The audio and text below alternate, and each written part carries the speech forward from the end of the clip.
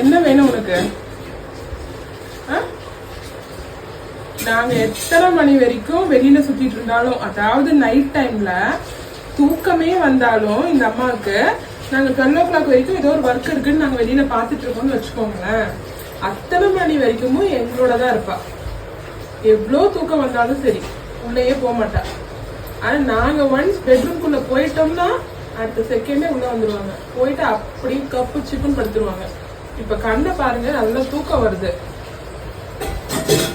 தூக்கத்தை கட்டுப்படுத்திட்டு நாங்க இங்க இருக்கிறதுனால நானும் என் தங்கச்சியும் எங்களோடவே இருக்காங்க. உள்ள போய் படுறேன்னு சொன்னாலும் படுக்க மாட்டா. அவ்வளவு எங்க மேல பாசம். செல்லக்குட்டி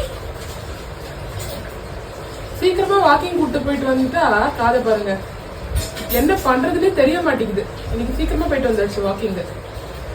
அதனால மேடம் இப்படி இப்படி சுத்திட்டே இருக்காங்க. Okay, good night.